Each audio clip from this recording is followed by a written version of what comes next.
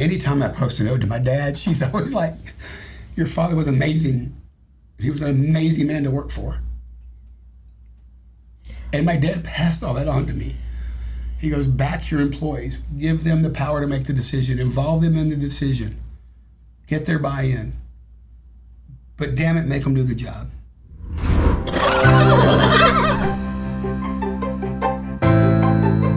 This is an awesome day. It's an awesome day for me. It's an awesome day for you because you're watching, because one of my favorite humans is on right now. This man right here, Steve Gunter, is gracing us with his presence. And though he does not accept the title, I call him the mayor of College Park because everybody knows him for all of the right reasons. We all actually like you. All? I'm going to go with all, even though it might not be true. So how the heck are you, man? I'll give you a list after this. There's a few wouldn't agree. Okay, so 97.3%. That's fair. Okay, lies, and statistics. So let's just start with how the heck are you, and thank you for coming over here.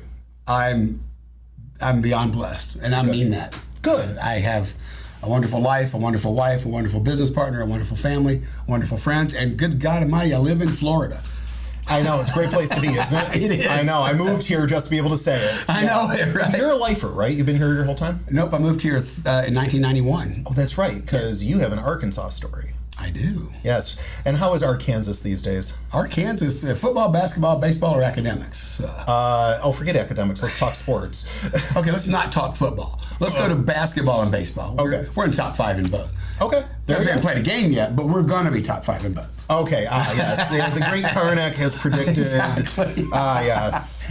Exactly. I'm a homer. I can't help it. That's awesome. Yeah, no, I know you are a Razorbacks junkie. I am. Yeah, and if you follow him in social media at all, he can talk some smack. Don't let yourself be offended. Arkansas is just home for him.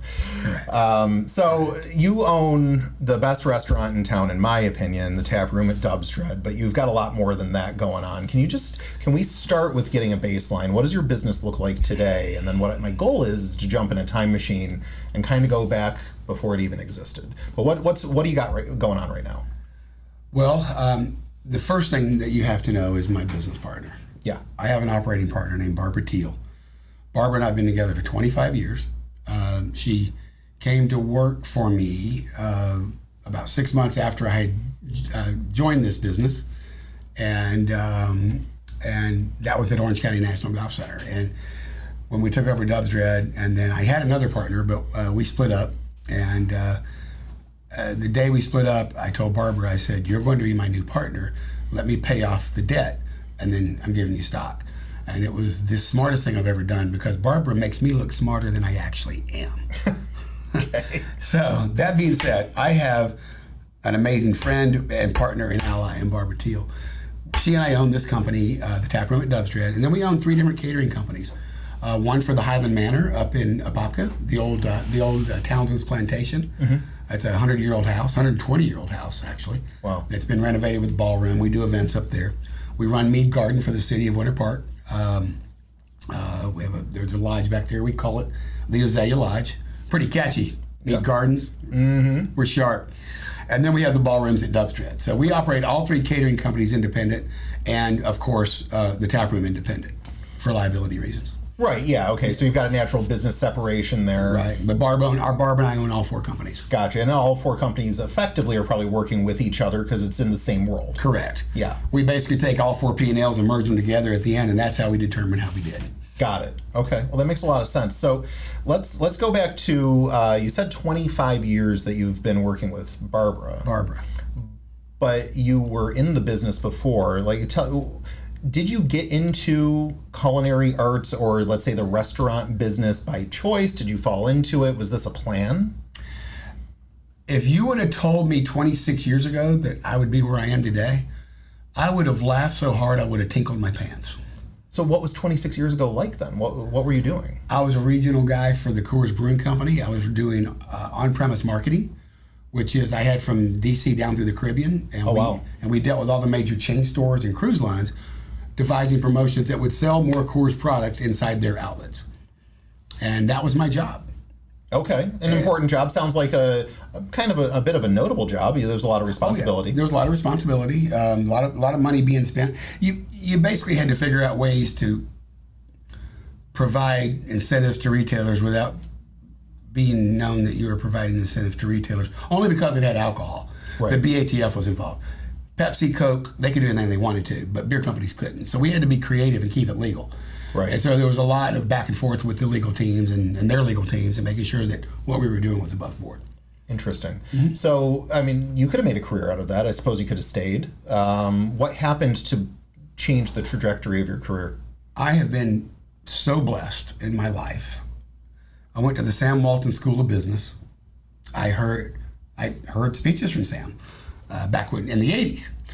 He wasn't international. He was interstatal at that point. That's right.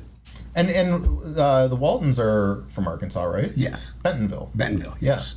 And so I went to while not a notable business school, one that had some pretty cool local heroes in it. One was Sam Walton, the other was Don Tyson Foods. Wow. Don was walking around the hallways all the time giving guest lectures, that kind of stuff. Again, a regional poultry company at the time. But I worked for some culture companies. I worked for Sears. I worked for a couple restaurants. I had my own couple little businesses. I washed cars. I delivered papers. I mowed yards. I did all that. But I worked for Delta Airlines in the summer while I was in college loading bags. And back in the 80s, that was a culture company. It was a non-union company, and everybody lived and died for the airline, and the airline lived and died for its employees. And that's why they were the number one airline. Massive employee loyalty. I go to work for Coors after school. I worked for Coors in school too, but I went to work for Coors after school. Again, huge culture. Again, another non-union company. But the way you keep unions out is by taking good care of your employees. Right. You don't need a union if you're well cared for. That's Bill Coors' quote, and he was exactly right. As said on 60 Minutes. No kidding. No kidding. Okay. He said, if you take care of your employees, a union is just an added cost. And so I got to work for Coors. Again, if you had cut any of us, we would have bled Coors Red. And so I had the unique opportunity to work for two companies that had a really unique culture of taking care of their employees, and the employees would die for the company. And that changed. There was a generational situation with the elder, with Peter Coors, who was our president. His father and uncle, Bill and Joe Coors, just wanted time to stand still in the 50s, and Peter was getting pressure in the 80s. And finally, in 1994, Peter stepped down as president because he was tired of being between his father and his uncle and all the executives that he had hired, telling him it's time to modernize, not the product, but the approach. And so Peter stepped down, and they brought in a VP, and they brought in a president from another consumer products company who brought in all his people, and they were just people, and Coors was on its way to just being a company. It wasn't special anymore. So I'm mid-30s, I'm looking around for something to do. I start poking and prodding, how do I start a business by myself? And I met the man that owned the restaurant that I basically lived in whenever I wasn't working, and did all my client entertaining. And he and I started a company. He had been given the contract to run the food and beverage at Orange County National Golf Center back in 1997. And he asked me to be his partner. And I said, I know nothing about food, nothing about restaurants. He goes, it's easy. Is it? The knowledge is easy. The application, not so much. Yeah. It's hard. All right. So But I remember laughing at him, and I said, well, I'll invest in the company with you, but I'm not going to run it. That would bore me to death. I think of that often as I look back on the last 25 years where I've learned that I'm not bored in this business. I've observed anything you. but. I've seen you in action, and on any given day, you're shaking 25 hands as you walk through to go take care of something in the kitchen for and with your employees. Correct. And then you're running to a quick meeting because there's a banquet quote that's got to be written up. And then you're running to the front because you heard that there was a reservation that got crossed with a different reservation, and you're going to help them problem solve it with a smile and a handshake and an extra beverage. And I've just watched you move fluidly from position to position as you're, I don't think you're quite putting out fires, because I don't think anything's a fire per se. But there's a problem solving thing that I've seen you do, and you're in that mode. You've got to be exhausted. I used to be. Yeah. Now it's just a labor of love, and And I'll give some insight into that when you're ready. I'm ready. You're ready now? All right. I'm going to look right in the camera. I know nothing about cooking food. I don't care that I know nothing about cooking food. I don't want to cook food. I don't cook at home. I'm not interested in the least. And I just told you the secret why our restaurants have been successful. Pick that apart. It's the people. It's the people. And the one thing that I came into this business with that nobody has in this business, independent restaurants, is a business degree. I've used, granted, I didn't go to Harvard. I went to Arkansas. We don't win any awards, but I got the chance to rub with another culture guy and watch him in action, Sam Walton. Not that we were best friends, but he did come give speeches. Yeah. And the story from that point forward became inspirational. And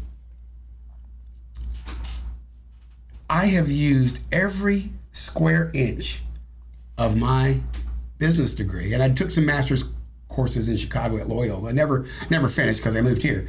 But well, and you also hired yourself, so it's not like you really needed the degree, you just needed the knowledge. Exactly. Yeah. But it's amazing because Scott Joseph said to me one day, he said, ironically enough, the two most successful restaurateurs in town are you and John Rivers. And neither one of you know a darn thing about food. You just know business and people. To have my name mentioned with John Rivers is a pretty high honor. And I'm sorry, John, that Scott insulted you like that, but you're going to have to deal with it, brother.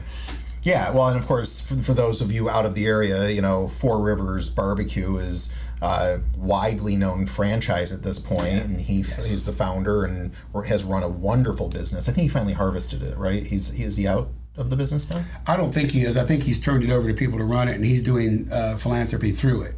Oh, God bless him. That's the way to live. John's an amazing man. I've only met him 3 times, but his story is amazing. You need to get him on your podcast, frankly. All right. Well, John, that's an open invite, but I'm going to track you down. Sorry, John. And when I say I'm going to track you down, I really mean I'm going to track you down. If it gets creepy, I apologize, but this show's going to help people, and so you'll get on board with that.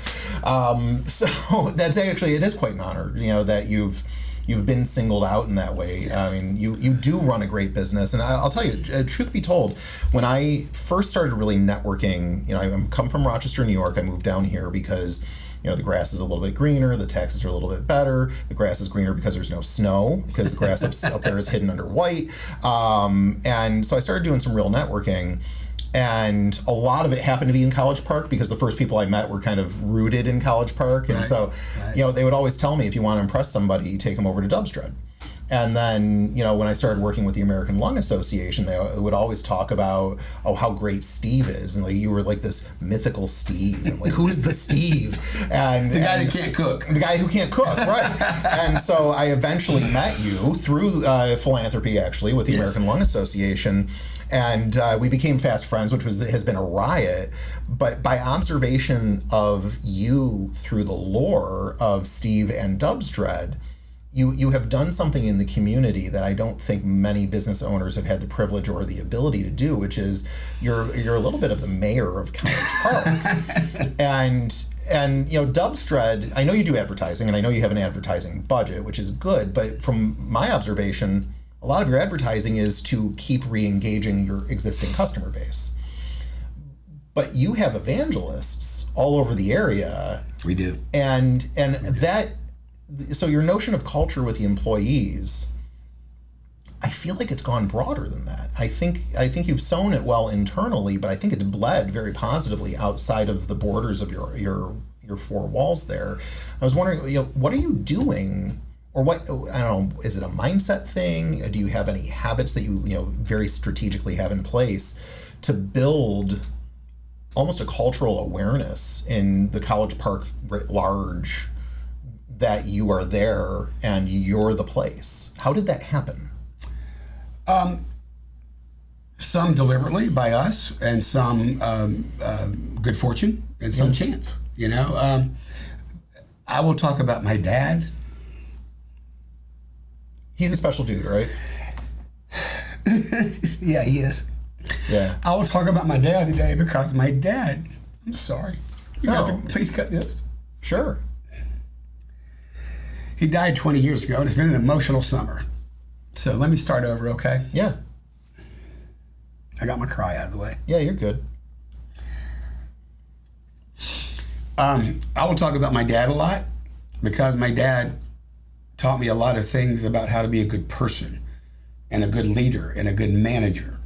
And none of it was by whipping people harder or pushing them. It was pushing them, but pushing them in ways they could achieve for their benefit as well as the company's benefit. But Dad taught me, if you're going to be in a community, you got to be a part of the community. You got to help fix the warts. You can't just have a business and suck everything out of it, And so, I've been blessed. We're in a city building, which is first and foremost. So I feel an obligation to give back because we're in a city building. But part of the lore is that this place was built in 1924, 100 years ago. Wow. And so this is some of the beneficial part. This was a country club till 1978. It was the Bad Boys Country Club, which is really perfect that I ended up with it because I don't always follow every line on the page. But yeah, I've gotten that. I'm a bit of a rebel, and so in 1978, when Mayor Frederick was the mayor of Orlando, they bought it from the Dan family that had started it in 1924 as a country club, and they turned it into kind of a little pub and a city-run golf course. And the pub did great for 12 years, and then they shut it down to renovate it and built the building you see today and built the pro shop across the way, which gave our building, it's about 12,000, 14,000 feet, gave us a restaurant and 2 ballrooms that connect. So it became, where was I? Well, we had started with, how have you accomplished becoming kind of the centerpiece of the community? So the whole world was watching it, and so it opens back up in 1991. Ironically, I moved here in 91, and the very first time I ever picked up a Sentinel, it said, Dubsdread Clubhouse to reopen above the fold. And I thought, what's a Dubsdread? What is a Dubsdread? I'll tell you. I knew you were going to ask me that when I brought it up. Around the turn of the century, a Scottish name for a bad golfer was a dubber. We call them duffers. Right, in the 60s, 70s, and 80s. Yeah. But it started as dubbers. And there's 4 courses I know of around the nation, one just outside of Chicago, I believe one in California, and I think one in New York and here, that are called Dubsdread. And they are, Dubs would dread the course because it's so difficult. That's how it became known. I absolutely love that. Isn't that cool? Yeah. Yeah, that's cool stuff. That's very cool stuff. So it's a 100-year-old building. It's city-owned property. Mm-hmm. So we were talking about community. Back to your father. The notion of being in the community. Yeah, you asked how do we give back? It's a city building. I want to give back. I was raised to give back. Yeah. But I have to give some of this other background first. I hope I'm not boring everyone. No, you're not. But so the building opens up in 91, and it fails within a year. And then it gets a new operator, and it fails within 2 years. And then they asked the arena people to come run it for a while. And that went nowhere. Arena people don't run restaurants. And then 2 different golf course management companies came and ran it, and it failed 5 times in the 90s. So in mid 2000, we were being heavily pursued by American Golf, who had the contract at Dubsdread. And they said, we are used to operating a snack shack. We can't operate a full service restaurant, and God knows we can't operate ballrooms. Will you please sublet this from us? Now, some background. The restaurant I met my partner in was called Sam Snead's Tavern. And so he and I were building a Sam Snead's Tavern in Maitland together, and we ran Orange County National Golf Center. So they're looking at us and going, you know how to run carts and snack bars, and you also know how to run a first-class restaurant, because Sam Snead's Restaurant was a great restaurant. I'm no longer associated with it, but in the 90s, it was where everybody ate all the time. Oh, that's cool. And basically, if you really want to know the truth, our menu is very close to theirs even today. Okay. It's the same style, it's the same philosophy, same approach. So they came after us to run it, and we eventually, there's a hilarious story in there, but I'll see if we have time later. So we took it over. So there's all this pressure. Mr. Dan, Dr. Dan, Sandy Dan, who was the grandfather of the founder, when it was in the paper that we were taking over, he invited me over for breakfast, and he sat me down, and he said, we couldn't be more excited that you and your partner are taking this over. Now just don't blanket up. And I'm 38 years old. I'm terrified. I know nothing about running a full service restaurant. I've been running a golf course restaurant, you know. Yeah. And I am terrified. And it was just quite a funny story. He buttered me up, then he lowered the boom. So. but the point is, the community was bought into this building. Yeah. The community saw it as their building. They didn't see it as the city's building. They certainly didn't see it as ours. And we regularly had people coming by while we were running the events and remodeling the restaurant to open it up. Regularly, they would come by and go, just be decent. If you're just decent, I promise we'll be here, you know? Wow. And that's about all we were initially, was decent. And this is how I became the mayor of College Park. I brought the lady that became my partner over from the golf course restaurant because we weren't going to stay there anymore. We were moving on to the Sneeds and this. And so I bring her over. She's a magnificent operations person. She kind of headed to the back into the expo area, and I kind of headed to the front because I'm a people person. Mm-hmm. So, and I didn't know much about restaurant operations. I knew enough, but I wasn't going to teach most of my people anything. So in the early years, we were pretty decent because we had the Sam Sneed's recipes. Mm-hmm.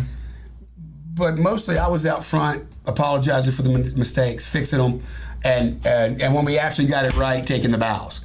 So right. There are people in College Park that literally think I hung the moon and can solve any problem. And the truth is, the absolute truth is, I just like people. And I didn't know enough about the restaurant when we first started up that I ran to my area of strength. Barbara ran to the area of the problem, as did my partner, my old partner. Isn't that funny? That's awesome. So people think that I literally could solve, pick a crisis. And I'm the BS guy. You're the hype man. I'm the hype man. I'm sorry we screwed that up. I remember we had one table. We had to bring the food back 3 times, and on the 3rd time I walked out and I just looked at him and I said, clearly we have no idea what we're doing here. Everything's free tonight. I'm so sorry. Here's a gift certificate to come give us another try. Yeah, and so, and that's of course the right level of care too. You recognized, boy, this one went sideways, and we're going to make it double right. And we weren't that horrible, but we were good. Now we're great. I'll be honest to tell you, you really are great. We've won awards that not even awards. We've won ratings that I can't even believe. I'll tell you about them in a minute if you want me to brag. Please. I will say to the audience firsthand. I have eaten there before I knew Steve, and kept coming back. And then I got the privilege of becoming a friend. And now, of course, I have more reasons to come back. But the food there is outstanding. And the atmosphere is, it's upscale and home at the same time. Correct. And it's a magical mix. It really is. It is. I always tell my staff, I want us to be as efficient and service-minded as Hillstone, but with warmth, energy, and friendliness. Right, which Hillstone doesn't have. Sorry, Hillstone. Yeah, no, but you are my model of operations. Which, yeah, I can actually see that. I can draw the correlation for sure. No matter what city you're in, Hillstone or Houston's is the best restaurant in that city. Yeah, without question. Yeah, no, they definitely have a model down. Yes, they do. Yeah. And it's excellence. So give me those awards for a minute. I know you've won some. How has that been going? Well, there's 2 types of awards. There's the things everybody votes, and we've won tons of those. We've lost tons of those. Sure. The popularity contest. The best of College Park, the best of Orlando, the popularity contest. Get all your relatives to vote get all their different devices, and we'll win best burger. Yeah. Well, and we've won that 21 out of 22 years. So, but you kind of go, okay, we hustled, we won it. Good for us. We were honored. We went on Open Table about 8 years ago, and Open Table started they do scores when people book with you and then they leave. They rate your restaurant. Our score on Open Table maintains a 4.8 status. Sometimes if we've had a bad month, it might dip down to 4.7. But wow. But my staff is bonused if it stays at 4.8. And what Open Table will do is they'll go, well, let's find some of the best hidden gems in the world. And we won several years ago, 3 years ago, right before COVID. We were named, based on our score, one of the top 25 hidden gems worth traveling to in the world. Wow. And I couldn't when the Sentinel called to tell me this, I was so dense. I'm like, when you say 25 in the world, like every city has 25? No, sir. You won an award, like you, Cairo, San Francisco, London, Paris, and I'm like, us? But the truth is, the score is a score, and our staff does that every day. They do it every day. Yeah, well, and I like that you have incentivized good behavior. That almost gamifies it a little bit. If everybody gets to watch the score and work the score together and celebrate that you're at 4.85 this month, and everybody kind of wins when you're at 4.79, hatch a plan to get it up to 4.9, because we all get that. Not only do we have a point of pride, which is actually huge. It's huge. And I know your employees, the ones that have been around, I recognize faces. I don't know all the names. I recognize faces. I'm almost willing to bet that as much, if not more than the financial reward, that point of pride when they're hitting those scores matters just as much. Back to my years of Delta and Coors and how my dad ran Sears. What did your dad do? He ran Sears? He ran Sears. I lived, here's another reason I'm qualified to be the BS guy and not the cook. I lived in 7 states by the time I was 12. Wow. Dad would open up a Sears store in a small southern town, get it running, they'd send him to the next southern town. So we lived 18 months everywhere. Wow. Ended up in Little Rock, Arkansas. And Dad, of all the wonderful places we lived, Little Rock was nirvana because of the quality of the people. When you get into Oklahoma and Arkansas and northern Texas, you've got the Midwest and the South colliding, and that creates a special breed of person. Southerners are great, Midwesterners are great. Guess what happens when they crossbreed? Yeah. Dad called Sears 6 months later and said, I will never leave Arkansas. Don't try to make me. And wow. He never did. Stopped his career right there. Did he just stay at Sears then? No, he went into business for himself. Oh, okay. And doing what? He owned 5 book, record, tape, and gift stores. Really? We would call it, imagine a Hallmark store today with book, record, and tape. No kidding. He had 5 of them. Okay, so you actually have an example in your childhood and your upbringing of somebody who could start businesses, and not only start businesses but propagate them. He didn't start them; he bought them. Okay, you know what? He bought it from a company that wanted to just dump them. But ground-upping a Sears location is in many ways starting a business. I realize you're capitalized and there's a plan. Right. But especially when it comes to caring for people. Bingo, and that's what he had. Yeah. His secretary, he left Sears in 81, maybe 78, 79, 78. One of his secretaries, the last secretary I ever had, is my friend on Facebook, and you guys still talk? On Facebook we do, and anytime I post an ode to my dad, please cut this. Anytime I post an ode to my dad, she's always like, your father was amazing. He was an amazing man to work for. And my dad passed all that on to me. He goes, back your employees, give them the power to make the decision, involve them in the decision, get their buy-in.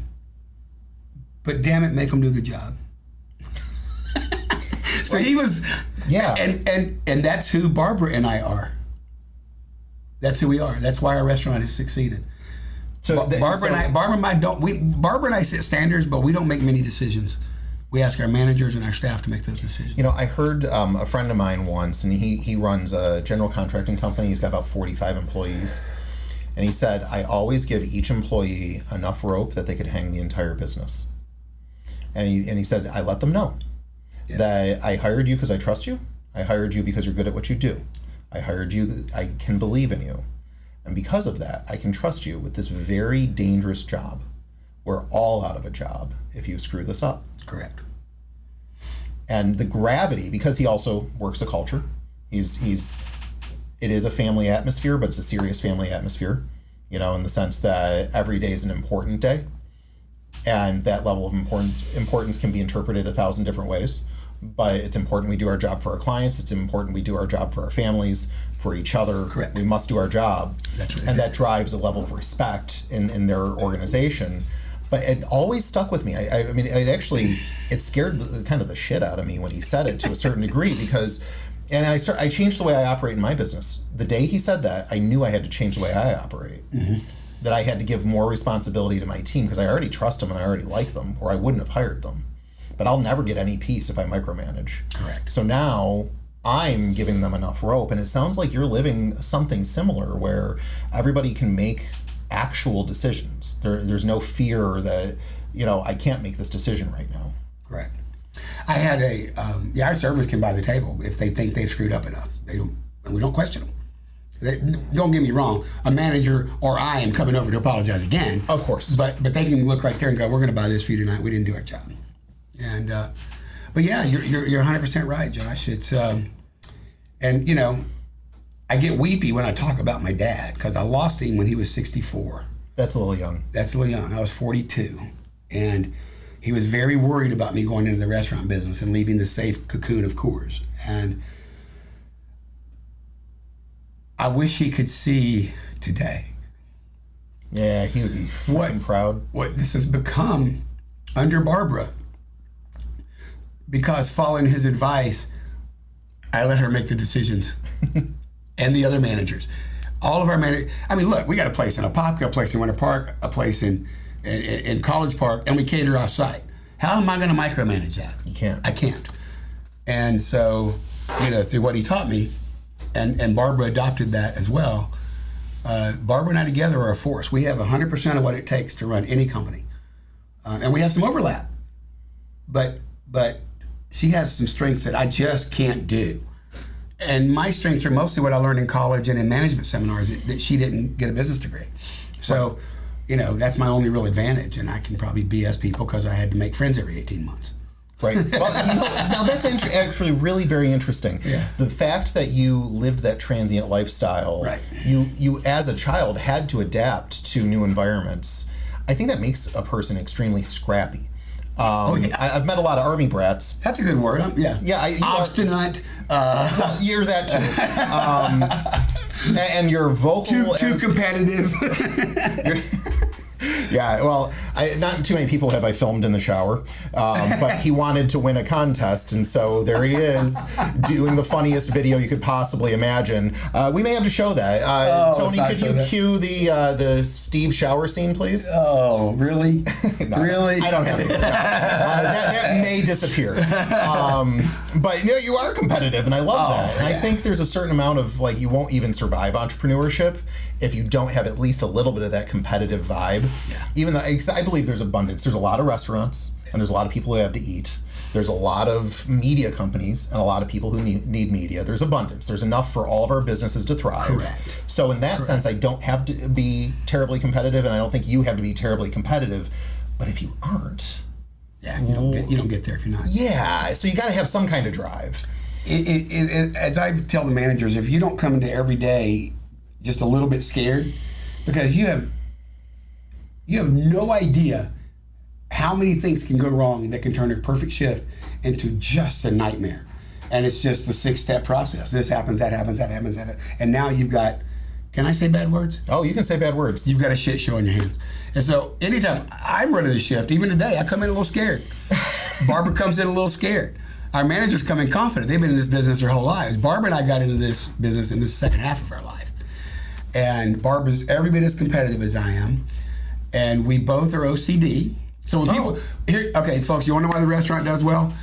Both owners are mentally ill. That's why we do well. We have OCD. And when Barbara and I fight, and we fight like a husband and wife, we fight because she's OCD about that, and I'm OCD about that. How do you resolve that? Because you got to be, obviously you love her dearly. She loves you dearly. Yes. And you guys are passionate about the business. Yes. You're fighting about different OCD things, it sounds like. Right. And now you've got to kind of bring yourself in. Have you guys figured out how partners in the business come to quick resolution on differences? Barbara and I do it very differently because I do indeed love her very much, and she loves me very much. We joke because she's got a husband and 2 wonderful kids who she's now a grandmother, and I've got the best wife in the world. But both my wife and her husband know that she and I are the first husband and wife, because we're together all day. Yeah, yeah. And work spouses are a thing. And Billy and I laugh. That's her husband. We laugh all the time. He'll go, "What'd you send her home in such a bad mood for?" And I go, "Well, she showed up in a bad mood, Billy." Yeah. But yeah, and we love each other, and we're never going to ever let anything come between us, ever. And we never have. We've had some knockdown dragouts, but it's almost always about, I want to be excellent like this, and you want to be excellent like that. So if you're having those kind of fights, I think your business is okay. Yeah, I agree, for sure. If you don't kill each other. Yeah, well, and I guess in all seriousness, though, I wonder, and it may be that you guys have a shorthand where you can just read each other's body language, and of course that would be new and different for every different group of co-owners. Correct. But is there a conflict resolution thing? How do you lay things out on the table so you can go, this is what I really mean, and she says, this is what I really mean, and you find that middle ground? Is there a method to that, or is it you just got to go stomp around for a little bit? God, I'm going to regret this. We have a consultant. His name's Charlie Manser. He owns the 2 Stonington's Fried Shrimps in town. Okay. But Charlie has been an F&B guy. He graduated #1 in his class at CIA in New York in the 60s. Charlie's 66 years old. There's not a restaurant situation he hasn't seen. He's our third partner without owning stock. We pay him as a consultant. Okay. Because Barbara's headstrong, and because Barbara's OCD, and because Barbara's competitive, and because I am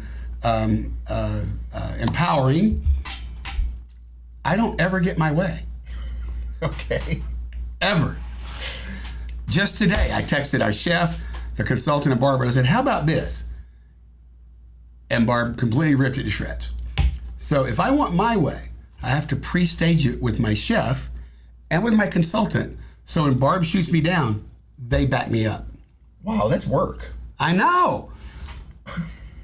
But I don't really need my way very often because I have Barbara. Right. And I have our management team. Right. Our management team is bought in. Our management team is bonus. They can make between 30 and 50% of their salary in bonus on a monthly basis. If we hit sales, customer satisfaction numbers, and costs.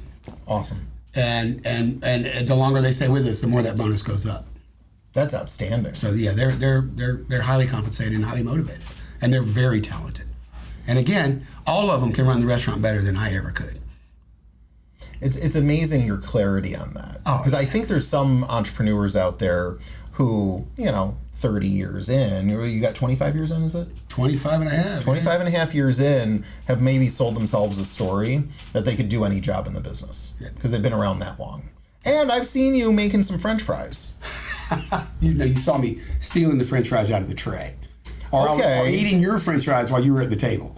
Well, that too. But I have seen you do something that looks a little bit cooking-ish. So I think you've sold yourself a little story that you can at least take them out of the fryer. Probably. But you're surprisingly grounded, actually. And I guess not surprisingly, because I think that is your character. But it's interesting because I really have run into those entrepreneurs who, they couldn't weld anything, and they own a welding shop. But they talk like they can weld everything. Correct. Right? And so they've sold themselves this belief that by osmosis somehow they've absorbed the expertise and they're self-inflated. And I'm wondering, and I think the answer is yes, that your groundedness is useful. I've never seen a self-inflated owner get all out of his business he could get out of it. Not once. If you're not real, nobody's going to buy into you. Yeah. My big joke is I walk in the kitchen and I go, what's all this silver stuff and what do we do with it?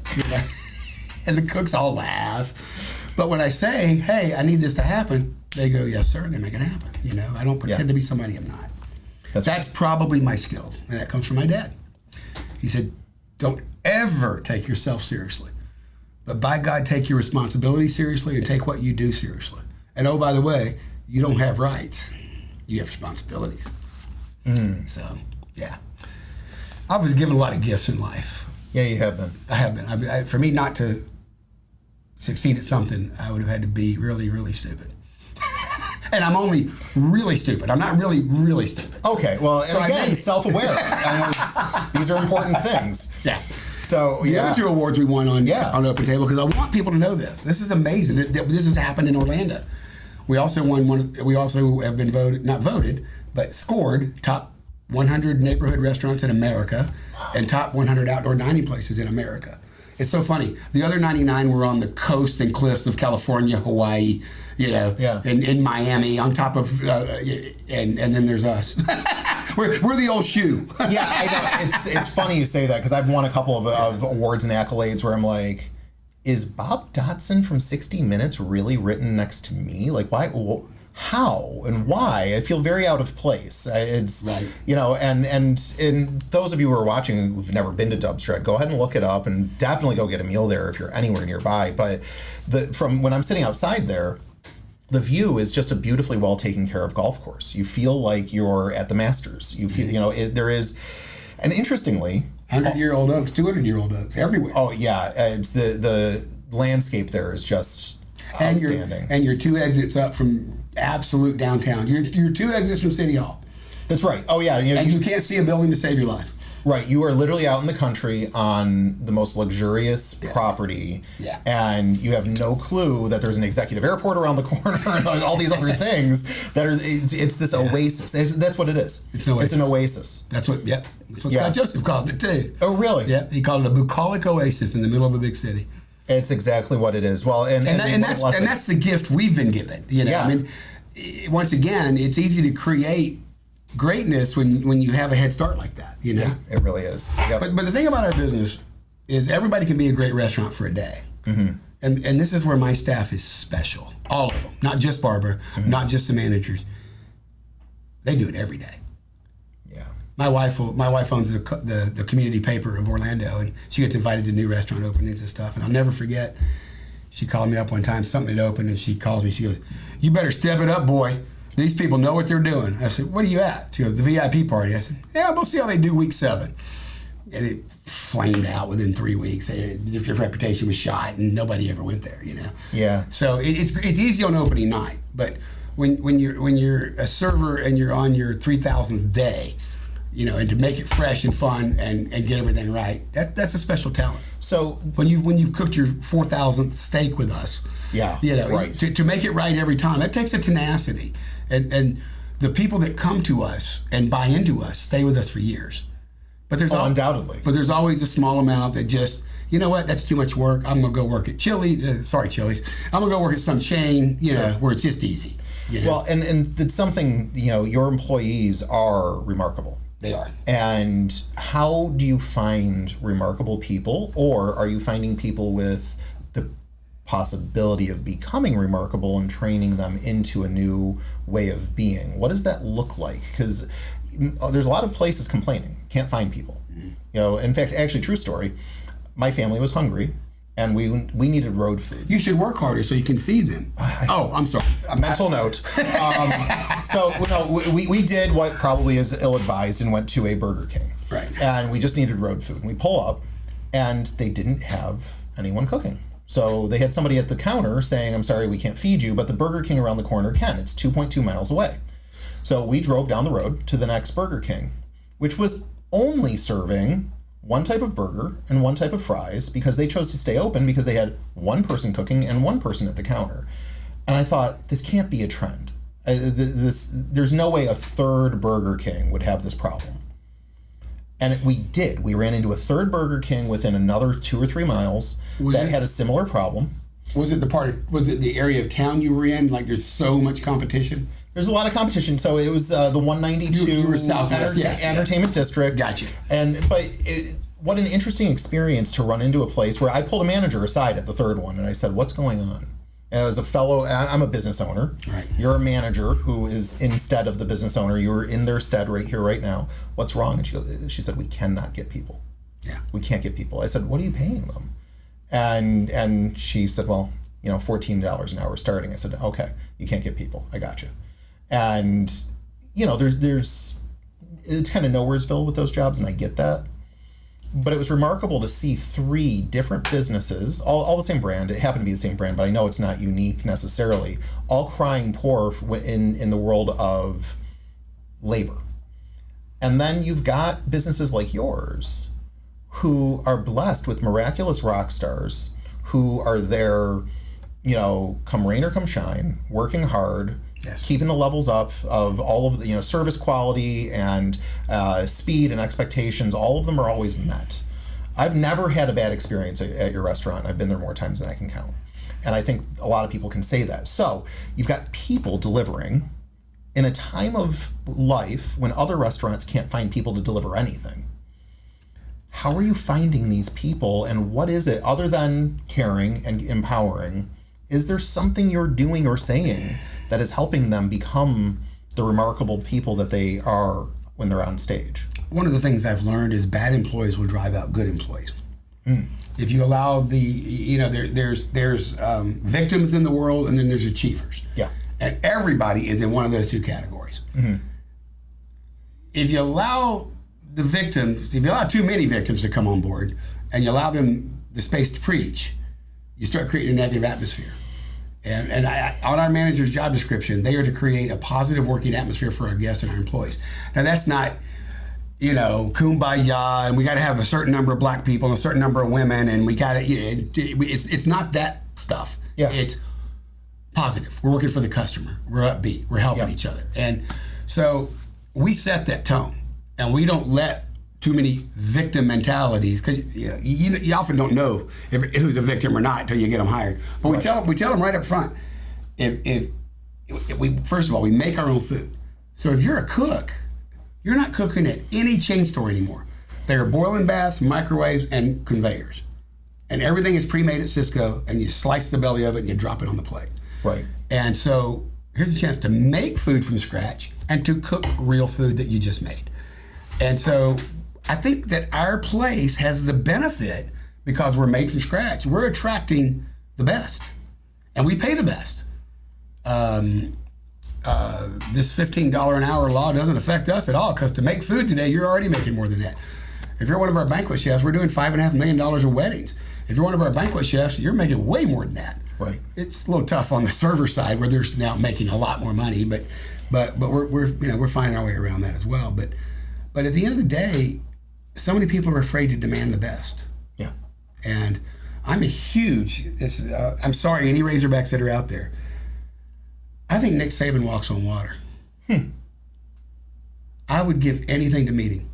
Really? Yes.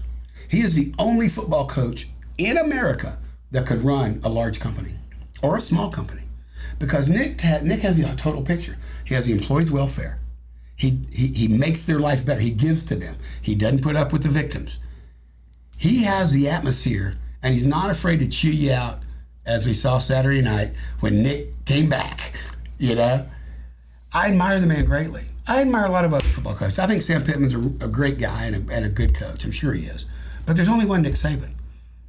And he cares about the welfare of his team, but he demands the best out of them.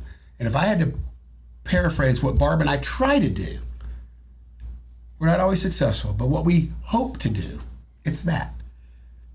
Give them more than they're going to get from any place else. Support, guidance, advice. You're in a pinch, you need some money. We try to do that and look out for their welfare. But we believe that looking out there for their welfare means making them perform as best they can every day.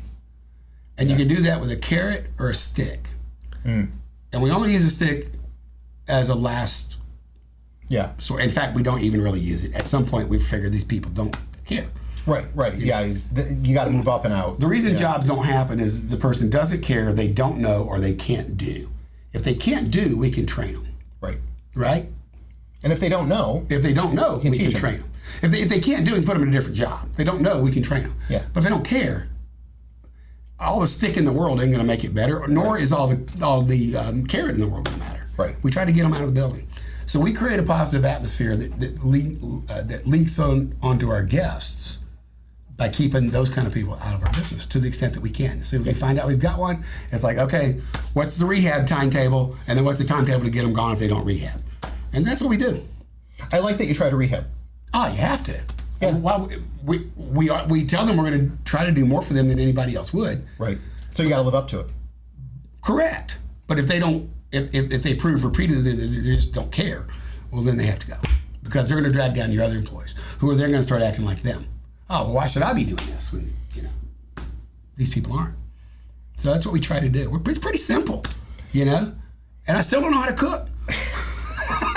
Well, and therein lies one of the greatest lessons. I run an average restaurant if I have to run it, but I have people that know how to do it well. Yeah, surround yourself. And I try to build that atmosphere. Barb and I build that atmosphere.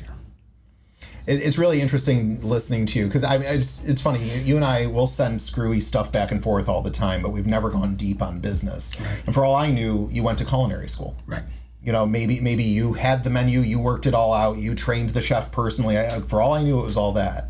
I'm tickled pink that you don't know how to cook. Me too. In all seriousness, though, I love that because, you know, that gives us great hope. All of the entrepreneurs out there who want to, you know, take a step into something. If you can surround yourself with greatness and foster an atmosphere where everybody cares, they're incentivized properly, they know what their job is, and they know that they have permission to try to excel and exceed and be rewarded for it. Our mantra is mistakes are okay. We all make mistakes, especially me. Mistakes are all right, but lack of effort's not. Right. So we encourage them as managers. We have every one of our managers started as a server or cook. Every single one. We just brought one in from a different company because we just had to, but he spent a year in the kitchen to see if he was going to be the type of person we'd want to be a manager. He was a manager at another chain, but he knew one of our managers, and he goes, I want to be a part of something like this. So he cooked for a year. Wow, he paid his time. Mm-hmm. He's a wonderful man. Wonderful. He's just now taken onto the floor, and he's just like our other two tapper managers. Awesome. But our catering people, Barb and I don't dip into the catering very much. We have a catering director. We have somebody that manages the manor, somebody that manages Mead Garden. We have captains. Captains control the events. We have coordinators that control the weddings. And every single wedding's a 5-star. And I haven't been to one. I haven't walked into one and said, hey, what if we flip the cake around this way? Like I would know what I was talking about, right? Steve's here. They're like, oh, hey, it's the same formula. Take care of them, motivate them, incentivize them. That's awesome. So what I want to say is in our society today, who's the bogeyman in society today? Who's the bad guy? In society today? My God. The businessman. Yeah, we are. The businessman. If you're a businessman, if you have a business degree, they think you pull the wings off flies just to watch them die. You know? Right. But the truth is, how many chefs open restaurants and fail? Mm-hmm. How many people who love media try to do what you do and fail because they don't have a business degree or a business background? You can pick any category. I'm not picking on chefs, but before you spend all your family's money opening a restaurant, go get yourself a business degree. Or a partner that you can trust with a business degree. Correct. Yeah, I mean, it's funny. I was talking about this with somebody just this morning where there's too many people who, a great IT guy, he knows computers. Right. He's tired of working for the man. He's going to go out on his own.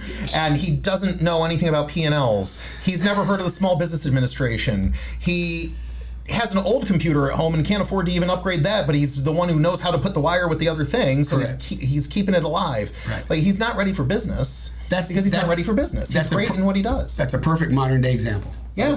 And not to pick on chefs. There are chefs that have magnificent restaurants. Sure. Don't get me wrong. Oh, yeah.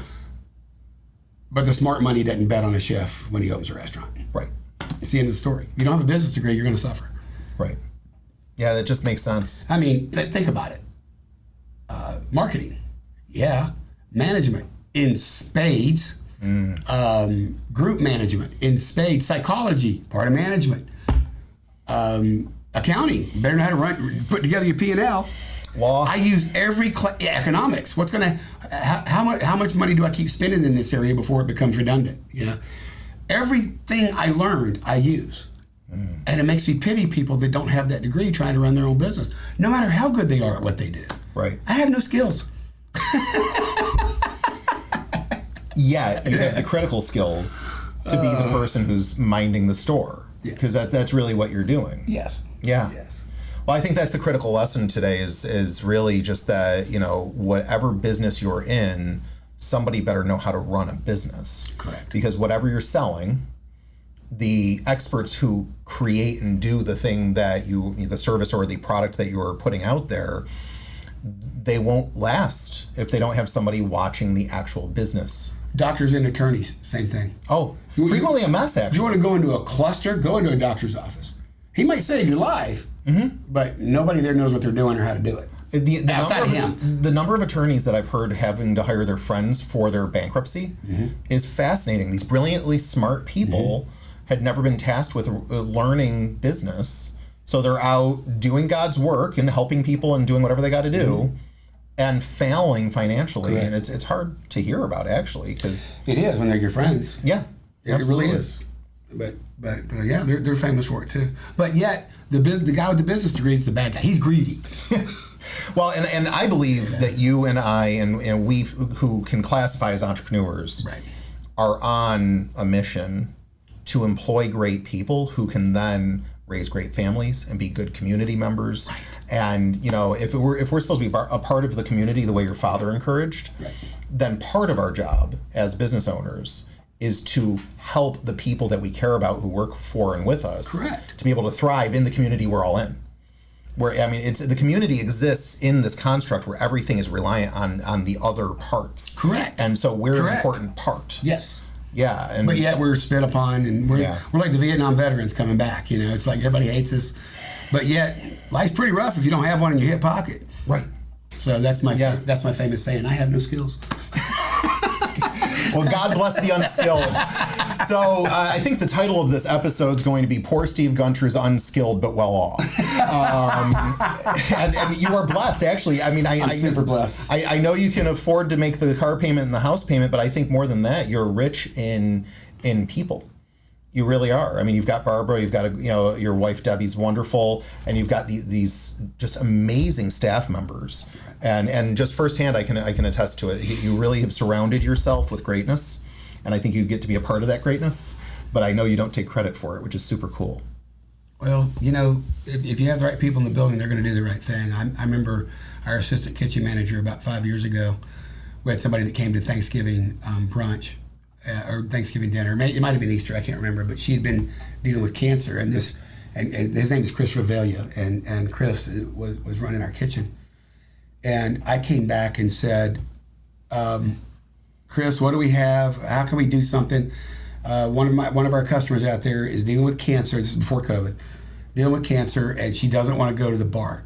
And Chris goes, "I got you, boss. Get out of here." And he's back in the back in his togs and everything, and sweating his tail end off. And we had 1,200 people there that day, so I'm running around, and I checked back in with her, and she's in tears. Uh-oh. I said, "What happened?" She goes, "Chris was wonderful. He came out and he said, my mother has cancer, and she can't go to a buffet either. So I'm going to tell you what we have on it, and then I'm going to put on my chef's mask, and then I'm going to go get it for you. And then I'm going to go back and get dessert, and I'm going to go back and go whatever else you want." He goes, "You sit right here." That's the magic right there. I'm a crier. I know, yeah. But that melted my heart because that was within him. Yeah. So we hired the right guy. Boy, did you. Yeah. Yeah. So if you hire the right guy, you can train. Have you noticed that Southwest Airlines is now a piece of crap? Yes. They're the worst. I know. Herb Kelleher philosophy, and I got the opportunity to meet Herb when I was working for Coors. And I got the opportunity because I'm sitting out in this massive lobby, and Herb himself walks in the door, and he walks by like 40 people. And we're all there for the same reason, to see one of their vendors. We're the vendors. I'm hawking Coors Light, know. And he stops, he looks at me, and he reaches this big paw, and he goes, "Hey, I'm Herb." I'm like, "I know who you are." Wow. I said, "I'm your lowly vendor for Coors Light," and he wanted to talk. Herb was interesting and interested in how things worked and that kind of stuff. And his philosophy was, hire the right person. We can train them to do what we want them to do. Mm. So I can't say that we have to hire somebody that's cooked. Sure. Oh yeah. But in serving and hostessing and stuff, we try to find the right person. Yeah. And then teach them to do what we want them to do. So it's cool. We invest in them, they invest in us, and our guests win. That's outstanding. Well, Steve, thank you for coming on the show. I think I want to leave it here because I think there's more stories. And after you watch your own episode, I think what's going to happen is you and I are going to cross board and you're going to come back on. Because I have had a blast. And I've learned, sometimes there's certain things but you need to hear it said a different way. Right. And your understanding of how to care for employees and set up an environment that empowers is wonderful, and I want to be around more of that. So, and for you entrepreneurs out there, if you're not feeling uplifted that your employees matter more right now than they did an hour ago, you've missed the point of this episode. Go back, watch it again, because we should all be treating the people around us the way the tap room at Dubsdread and Steve and Barbara are treating their people. I'm thoroughly inspired. I really am. Thank you. Thank you. It's quite an honor to be in a place I don't really feel I belong, but thank you. You so belong. So belong.